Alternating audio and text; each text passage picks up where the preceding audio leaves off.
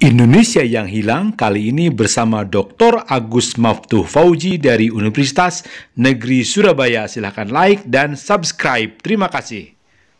Bismillahirrahmanirrahim. Masih dengan tema besar Indonesia yang hilang. Alhamdulillah saya malam ini dapat rezeki besar berupa berkah ilmu, berupa berkah silaturahmi dengan orang Surabaya, Jawa Timur. Kita punya perbedaan waktu sampai 30-40 menit ya Pak Dokter. Iya kan, betul. Pak Dr. Agus ini adalah pimpinan The Journal of Society and Media, kemudian pimpinan atau ketua Pusat Studi Perubahan Sosial dan Media Baru di Fakultas Ilmu Sosial dan Hukum Universitas Negeri Surabaya atau UNESA. Beliau S1-nya di IAIN UIN Sunan Ampel, kemudian S2, S3-nya di Airlangga, di Universitas Airlangga. Hari ini beliau mengampu studi-studi sosiologi di Fakultas Ilmu Sosial dan Hukum. Ada sosiologi agama, sosiologi hukum, dan karena di UNES tentu saja ada sosiologi pendidikannya. Saya kira nggak bisa dilepaskan dengan UNES-nya ya Pak Agus. Kemudian beliau... Iya kan, itu darah daging kami kan. Darah daging. Saya suka bahasa darah daging gitu. Panggilan jiwa ya, panggilan jiwa ya. Panggilan jiwa, dan ya memang yang embrio dahulu ya IKIP. Jadi bagaimanapun meskipun sudah universitas, hal itu tidak bisa ditinggalkan menjadi domain. Meskipun di sosiologi kami sendiri kan itu sebetulnya ya sudah sosiologi murni, bukan pendidikan sosiologi, tetapi itu kita tidak bisa meninggalkan. Iya.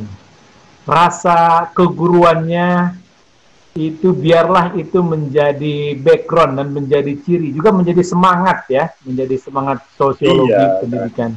Iya. Nah, karena beliau sudah memantapkan diri menjadi sosiolog, saya ingin minta pendalaman dari Pak Dr. Agus Maftuh Fauzi ini. Apa pendalamannya? Hari-hari ini kita kan Pak Dokter, saya matikan HP nih biar saya serius dan tidak mau terganggu oleh HP. Hari-hari ini kan banyak demo dan itu menjadi ciri negara berkembang. Demo juga menjadi ciri upaya penegakan hukum itu tidak berjalan dengan baik. Juga demo adalah menjadi ciri trias politika belum berjalan dengan baik. Saya ingin contohkan Pak Dokter, maaf sebentar. Ya. Kemarin kan ada sosiolog kita juga, Bang Fahri Ali, sedikit menyentil Mendiknas. Kemudian teman-teman NU, teman-teman Muhammadiyah, dalam semester ini sudah 3 kali menyentil pemerintah. Pertama, NU dan Muhammadiyah, juga banyak tokoh dan organisasi lain tidak setuju dengan pilkada serentak.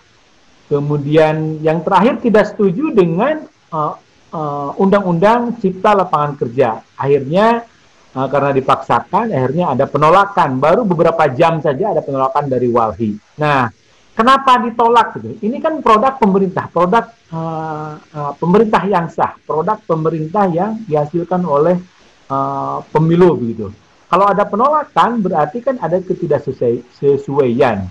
Nah, dari kacamata sosiologi tentu akan ada pendalaman gitu. Penolakan sebelumnya misalnya yang paling heboh adalah penolakan kepada saudara senegara kita Pak Ahok begitu. Itu penolakan yang berjilid-jilid gitu. Tenang Pak Ahok, masih saudara saya Pak Ahok, saudara senegara.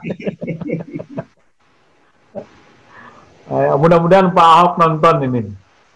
Ya, itu. Silakan, ya, karena Pak Dokter.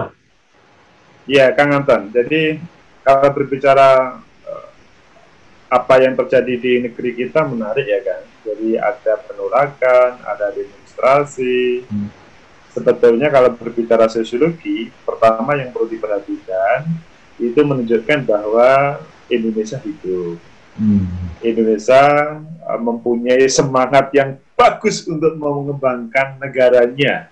Tapi syaratnya adalah tidak seperti Orde Baru dahulu. Jadi ada suara-suara yang berbeda dengan pemerintah. Hal itu harus direspon secara positif. Mengapa mereka berani merespon? Bukan karena benci atau menolak terhadap pemerintah, tetapi ada sebuah aspirasi yang belum terlaksana oleh pemerintah. Jadi kan kalau yang disampaikan Kang Anton tadi ya, Montesquieu itu kan mengatakan tentang apa itu res politika, dari rakyat, oleh rakyat, dan untuk rakyat itu ya. Pada posisi sekarang ini, negara belum menjalankan dari rakyatnya itu, antara rezim penguasa dengan keinginan rakyat itu berbeda, sehingga yang terakhir 2 hari terakhir atau 1 minggu terakhir ini demonstrasi luar biasa. Begitu juga yang terjadi kemarin, beberapa ormas keagamaan menolak terhadap apa yang diputuskan oleh pemerintah, baik dalam misalkan pemilu, pilkada maksudnya, atau dalam dunia pendidikan, menunjukkan partisipasinya bagus di Indonesia, Kang. Oke, dari sisi partisipasi bagus begitu ya. Tapi kan ada keterputusan, Pak Dokter. Nah, buktinya apa? Baru beberapa jam saja, bahkan jangankan oleh rakyat di selatan atau rakyat di utara begitu, bahkan oleh lingkaran Jakarta saja begitu, Walhi 4 jam kemudian sudah menolak begitu ya. Berarti keterputusan itu menganga begitu, Pak Dokter. Ini gejala apa ini? Kemengangaan. Ini istilah baru bagi saya. Kemengangaan, apa namanya, jarak antara rakyatnya dengan yang diwakilinya. Saya nggak ngomong penghasilannya berbeda. Ini jarak dari sisi apa namanya keterwakilan begitu. Kenapa ada kemengangaan, Pak Dokter? Ya, kalau the power tentu kelap ya. Kalau kita ngomong politik itu, meskipun kalau secara politik secara umum the power tentu kelap itu bisa diartikan begini. Pokoknya kalau sudah menjadi pemerintah lama, penguasa lama, itu semakin meninggalkan, melupakan terhadap apa yang menjadi kebaikan awalnya. Jadi sebetulnya kalau Pak Harto dahulu itu pada awal itu luar biasa menghancurkan orang-orang yang membahayakan terhadap negara, tetapi ketika sudah mulai di atas 10 tahun, itu selanjutnya akunnya itu muncul. Maksudnya yang menjadi aspirasi rakyat, masyarakat, itu selanjutnya tidak disampaikan bagaimana pada waktu awal Pak Harto. Begitu juga pada pemerintahan saat ini tentunya. Pada awal periode pertama, luar biasa yang menjadi harapan masyarakat. Terpilihnya Pak Jokowi itu bagaimanapun memang ya harapan terkait dengan Indonesia lebih baik. Pada saat ini, bukan kita katakan Pak Jokowi itu jelek atau negatif, tetapi bahwa rakyat ada aspirasi yang perlu didengarkan. Lah, ini adalah kesempatan yang emas bagi Pak Jokowi dan pemerintahnya untuk merespon secara positif. Kalau tidak, ya kemungkinan apa yang terjadi pada pemerintahan-pemerintahan sebelumnya itu menjadi atau terjadi pada pemerintahan saat ini. Oke, Pak Dokter, saya tidak dulu membicarakan pemimpin. Ini saya aja atau di tingkat bawah saja atau di DKM saja itu kan juga pemimpin gitu ya, di tingkat RW atau sebagai kepala rumah tangga. Tadi yang saya garis bawahi, nanti saya mintakan secara sosiologis dari Pak Dr. Agus Mahfud Fauji. Ini kalau namanya Agus di Jawa Barat juga banyak nama Agus, Pak. Ya. Dulu ada nama Pak Bupati di tempat saya, namanya Agus juga. Oke, kembali ke pertanyaan tadi, Pak Dokter. Oh iya kan, iya. Nah, ini apa namanya mental mendengar tadi ya. Tadi Pak Jokowi diharapkan oleh Pak Dr. Agus atau siapapun pemimpinnya itu diharapkan punya mental mendengar yang kuat. Saya sebagai ayah mestinya amat sangat senang, mestinya mencintai dengan mental mendengarkan. Dan di dalam Islam kan ada watawasobil haq, watawasobil sober. Jadi apa namanya, antara berbicara dengan kemampuan mendengar itu kan amat sangat sama pentingnya. Adakah ini kesalahan pesantren? Adakah ini kesalahan para ulama? Adakah ini kesalahan budaya di kita? Akan lemahnya budaya mendengar begitu, Pak Dokter, silakan. Iya, kalau kita melihat apa itu struktur sosial yang ada di Indonesia ya, memang yang menjadi sejarah atau peninggalan masa lalu berbicara penguasa itu adalah orang yang harus dihormati. Orang atas itu harus dihormati, apalagi berbicara guru ya, guru atau kiai itu melebihi, tetapi pada aspek pemimpin itu di bawahnya. Jadi kalau berbicara guru atau kiai itu segala-galanya, meskipun terkadang ada yang salah tetapi harus dibenarkan. Tapi kalau berbicara pemerintah selanjutnya atau penguasa pemimpin itu selanjutnya ada semacam apa namanya penyaring untuk itu. Dan terkait dengan bagaimana tradisi lama, kepemimpinan di Indonesia kan memang kepemimpinan model kerajaan ya. Kalau model kerajaan itu ya sendiko apa itu sendiko dawuh, maksudnya apa yang disampaikan oleh sang pemimpin itu ya harus ditaati. Hal itu berbeda dengan teori apa itu trias politika yang kita pahami atau teori demokrasi yang semuanya equal. Kalau berbicara kerajaan kan memang ya raja itu adalah penguasa, dia melebihi segala-galanya. Tetapi kalau berbicara demokrasi antara profesor dengan seorang tukang cuci itu sama untuk respon dari negara, jadi tidak ada bedanya. Sehingga yang dipentingkan kalau berbicara demokrasi itu adalah bagaimana semua aspirasi itu selanjutnya diakomodir. Sehingga sebetulnya bukan berarti penolakan itu pada saat ini adalah itu jelek. Kalau dilihat dari kacamata apa namanya warisan nenek moyang, tentunya ya tidak bagus, karena bagaimanapun kalau dalam bahasa Jawa itu nggak duwe anggah ungguh, nggak punya sebuah etika dalam hal kepemimpinan atau orang yang lebih dihormati. Tapi kalau berbicara demokrasi murni maka ya berbeda lagi, Kang Anton. Itu yang menjadi perbedaan antara warisan nenek moyang dengan harapan dengan sebuah substansi demokrasi yang sekarang berjalan. Ada gap yang luar biasa antara tumbuhnya demokrasi substantif dengan apa yang menjadi ayuh pakaiuh dari etika atau dari sejarah nenek moyang. Itu yang merupakan catatan kita. Oke, Pak Dokter, ke depan melihat peta, sebut saja peta demokrasi tadi seperti itu,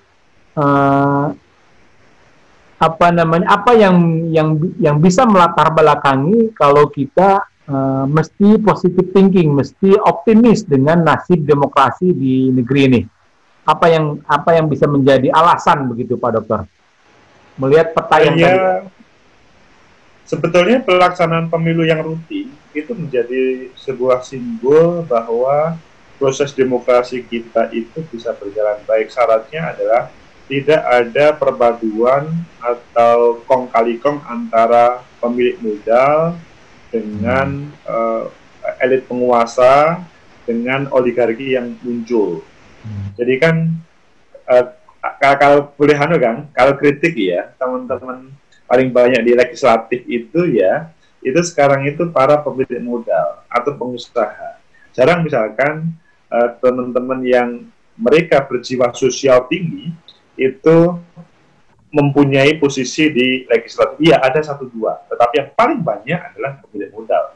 Begitu juga kalau berbicara kepala daerah lah, paling banyak pemilik modal. Nah, ini sebuah catatan kritis kita ya kan, Ya. Mengapa kemarin itu ada demonstrasi yang luar biasa, contoh pada yang hari kemarin, yaitu karena perspektif. Kalau dalam sosiologi itu kan perspektif itu kan beragam, tapi tidak ada salahnya. Tergantung sekarang adalah bagaimana menjelaskan apa yang dirasionalisasi oleh penguasa dengan pengusaha itu benar, tetapi perspektif penguasa dan pengusaha, perspektif rakyat itu berbeda. Di sini belum ada titik temu di antara rakyat atau masyarakat secara umum, pengusaha dan penguasa. Ya, kalau penguasa atau pemerintah itu bagaimana berkembang perekonomian dengan baik. Kalau pengusaha, bagaimana usahanya berjalan dengan baik dan selalu menghasilkan. Kalau rakyat, bagaimana dia hidupnya bisa survive. Kan berbeda cara pandangnya. Disinilah selanjutnya ada gap yang selanjutnya muncul demokrasi, yang dalam bahasa lainnya itu adalah kemudian ada perbedaan-perbedaan dalam respon tentang sesuatu. Iya. Ini yang membuat ciloko tuh di sini nih ya. Jadi cilakanya adalah tidak bertemunya elit yang hari ini menghadirkan pengusaha, sementara masyarakat elit ini masih masih berkutat dengan sandang, masih berkutat dengan pangan, dengan pendidikan-pendidikan yang mestinya sudah mereka dapatkan. Itu mungkin Pak Dokter ya? Iya, jadi rakyat itu yang dibutuhkan hari ini itu adalah terfasilitasinya tentang kesejahteraannya. Dalam artian cukup kebutuhan sehari-hari lah, taruhlah begitu. Selanjutnya kalau bisa malah untuk terfasilitasi sekolahnya. Selanjutnya kebutuhan misalkan untuk hunian. Nah, hal itu bagi rakyat itu masih kesulitan. Mereka masih merasa terancam dengan apa yang terjadi saat ini. Kalau berbicara pengusaha, ya kan hitungnya kan kalkulatif matematis, untung rugi. Nah, kalau berbicara rakyat di untung rugi banyak ruginya. Ini kan nggak nyambung. Nah, sebetulnya pemerintah itu mempunyai niat baik. Ya posisi seharusnya di tengah antara pengusaha sama rakyat. Tetapi masalahnya kalau dia pro terhadap rakyat, kemungkinan tidak ada investor. Tetapi kalau pro terhadap investor, pasti didemo oleh rakyat. Itu si malakama kan. ini saya jadi teringat karena Pak Dokter lagi di Jawa Timur, saya lagi di Jawa Barat. Saya ingin berseloroh sedikit. Jadi kata orang Jawa Barat tuh Jawa Barat, Jawa Timur. Yang melarat tambah melarat, yang makmur tambah makmur katanya. Jadi Jawa Timur tambah makmur. Jawa Timur tambah makmur. Bahaya ini. Ini kalau mendekati pilpres ini nanti kalau misalkan para gubernur tampil untuk Indonesia ini.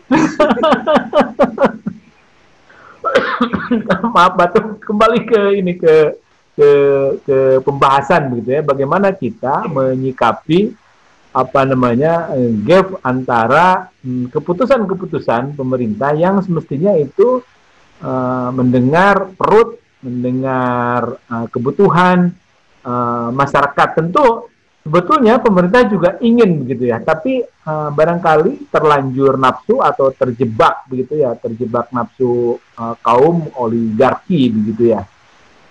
Nah, adakah kesempatan kaum oligarki ini paham akan sila keadilan sosial bagi seluruh rakyat Indonesia begitu? Konon katanya kaum oligarki sampai di sila ketiga itu Persatuan Indonesia dia masih sepakat katanya Pak Dokter. Tapi ketika bergeser kepada sila keadilan, ya, nah ketika bergeser kepada sila keadilan, kaum oligarki itu angkat tangan katanya. Ini beda katanya. Nah ini menyentuh begitu kaum oligarki itu dari sisi sosiologis seperti apa Pak Dokter? Ya, perspektifnya itu adalah keuntungan atau demi kepentingannya. Itu yang menjadi masalah. Berbeda dengan funding fathers kita dahulu, yang selanjutnya mau melepaskan apapun yang dimilikinya untuk rakyatnya. Jadi orang-orang oligarki itu kan ya bagaimana ya? Mereka memang harus kita pahamkan ya, demonstrasi sebagai alat untuk komunikasi sebetulnya. Bukan demonstrasi diartikan negatif. Kan kadang-kadang itu kan ada orang yang melihat demonstrasi itu kan hal yang membahayakan, karena yang dilihat demonstrasi selalu anarkis. Padahal sebetulnya demonstrasi itu sebagai alat komunikasi dari kelompok-kelompok orang tadi yang saya katakan rakyat, penguasa, dan pengusaha. Karena pintu komunikasi itu tidak tersampaikan. Jadi salah satunya adalah demonstrasi. Itu yang sebetulnya menjadi kata hukum. Saya nggak tahu ya, teman-teman yang ada di legislatif hari ini, perasaannya bagaimana terkait dengan teman-teman atau rakyat yang pada waktu 2019 kemarin itu memberikan hak suaranya kepada sang wakil rakyat tersebut. Ya, kita di luar pro kontra terkait dengan undang-undang yang lagi rame ini, pasti teman-teman wakil rakyat akan mengatakan hoax itu yang ditampilkan itu. Tetapi teman-teman rakyat atau teman-teman pegiat demonstran kemarin, enggak, ini serius. Sekali lagi, perspektifnya itu belum ada titik temunya. Kalau masing-masing bersikukuh menjadi masalah, tapi yang sebetulnya yang paling dipentingkan adalah bagaimana kepentingan keinginan rakyat itu tadi. Begitu, Kang. Terakhir, Pak Dokter, saya ingin melihat sedikit sejarah ya, yakni Pak Harto. Jadi Pak Harto itu di zamannya beliau mengajak beberapa konglomerat dan beliau memberikan contoh begitu ya, dengan mendirikan rumah sakit Darmais, dengan mendirikan Yayasan Amal Bakti Muslim Pancasila, dengan mendirikan GN OTA, dengan membuat taman mini, terlepas dari caranya begitu ya. Tapi kan ada usaha, ada ajakan kepada kaum oligarki saat itu, kepada kaum pemodal saat itu, kepada kaum berduit saat itu, kepada kaum berduit saat itu, untuk berbagi begitu ya, lewat berbagai yayasan itu. Dan sampai di situ, saya kira baik begitu ya bagi Indonesia, baik bagi Pak Harto, terlepas dari cerita-cerita lain tentang Pak Harto. Adakah mungkin saya cara-cara lain untuk menyentuh kaum oligarki, atau kalau perlu kaum oligarki itu ini keningnya Pak Agus ya? Jadi si keningnya itu dibenturkan begitu. Kayak keningnya kaum oligarki itu agar mereka sadar diri begitu akan sila kelima. Terakhir itu Pak Dokter. Monggo. Oke. Jadi niat baik saja tidak cukup. Karena komunikasi itu lebih penting dari niat baik itu. Kalau niatnya Pak Harto, atau dalam bahasa sekarang pemerintahan sekarang, itu tidak sampai dengan bisa dipahami oleh masyarakat, maka niat baik itu kemudian menjadi jelek. Karena apa? Perspektifnya sudah berbeda. Niatnya sebetulnya demi kemajuan, demi kebaikan, dan menghadirkan banyak hal untuk negeri ini. Iya, kita paham. Tapi kan masyarakat kan, sekali lagi, kami tidak membutuhkan itu. Yang dibutuhkan si A, si B, si C yang berbeda dengan pikiran bagus dari orang-orang hebat pemimpin tersebut. Solusinya sebetulnya bagaimana yang menjadi cara baca publik yang mayoritas, yang sebetulnya pemilik sah negeri itu kan rakyat yang hari ini demonstrasi. Kalau para wakil rakyat itu kan hanya wakilnya, ya kan? Mereka cuma nyewa ya. Pemilik sah negeri itu para rakyat yang sekarang demonstrasi. Taruhlah perdebatan apakah demonstrasi benar atau salah itu masih panjang nanti kalau kita membicarakannya. Tapi bahwa ada sebuah pemahaman yang belum nyambung antara yang diinginkan oleh negara bagus, yang diinginkan oleh pengusaha bagus, begitu juga legislatif mendukungnya, tapi selanjutnya rakyat berbeda meresponnya. mahasiswaku kemarin begini, Pak, bagaimana tentang masa depan kami ini kalau dibiarkan begini? Sekali lagi, substansi undang-undangnya bisa kita bedah di lain waktu. Tetapi bahwa aspirasi pemilik sah negeri ini harus kita dengarkan. Begitu kan? Makasih. Barusan pertanyaan bungsu. Ini ada pertanyaan pasca bungsu gitu ya. Barangkali ada yang terlewat saya tanyakan, terlewat saya cover atas tema memotret kesenjangan antara masyarakat dan keputusan-keputusan pemerintah. Barangkali sekali lagi terlewat saya tanyakan, terlewat saya sorot karena ini mesti banyak perspektif tadi kata Pak Dokter. Saya persilahkan sekaligus sebagai penutup dari dari Pusat Studi Perubahan Sosial dan Media Baru. Monggo Pak Dokter.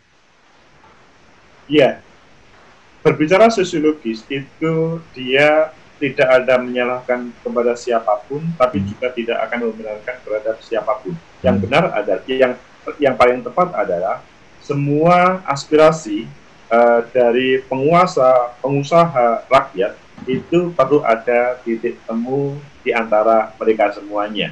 Tidak cukup misalkan legislatif dengan penguasa dan pengusaha memutuskan tanpa ada semacam sinergisitas dengan rakyat atau usernya. Itu yang paling penting. Karena kalau tidak ada sinergi, meskipun niatnya baik, itu berbeda.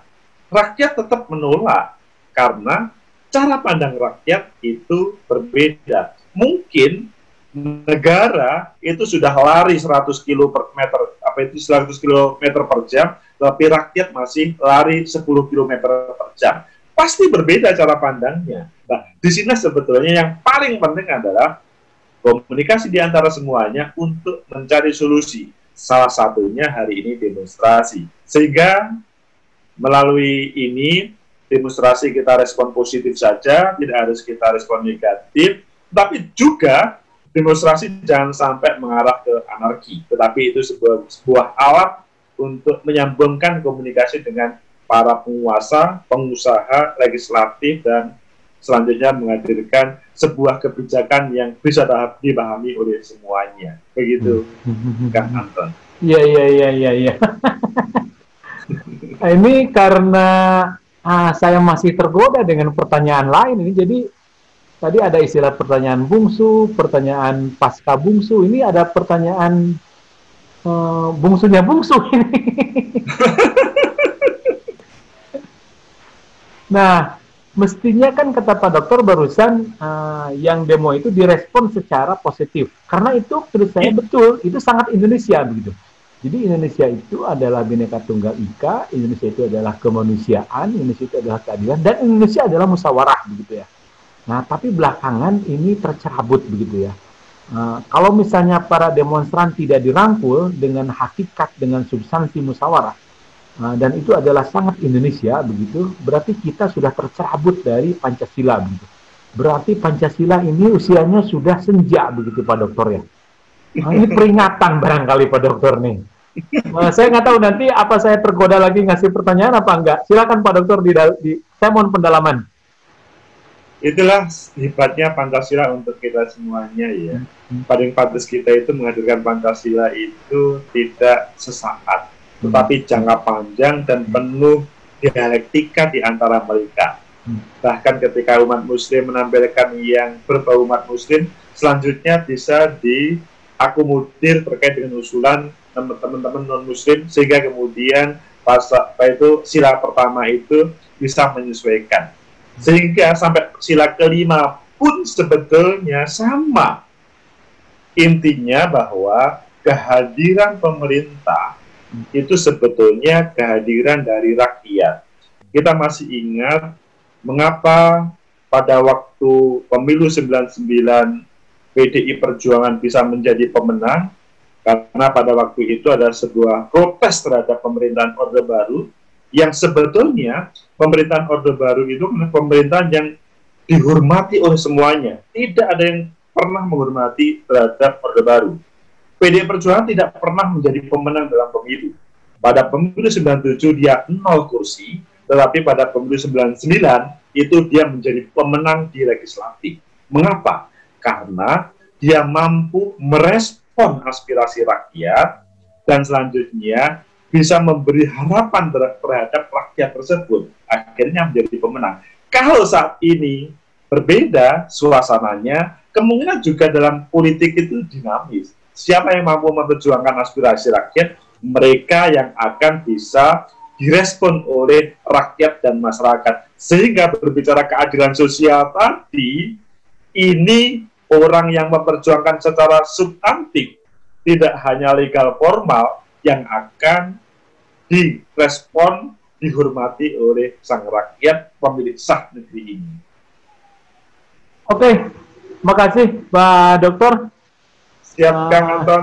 Ya, semoga semuanya mendengar tadi. Kata penting dari Pak Dokter adalah ingat siapa pemilik sah negeri ini. Wallahu a'lam bishawab. Saya tutup. Wassalamualaikum warahmatullahi wabarakatuh. Waalaikumsalam warahmatullahi wabarakatuh. Sederhana, insya Allah bisa memudahkan semuanya.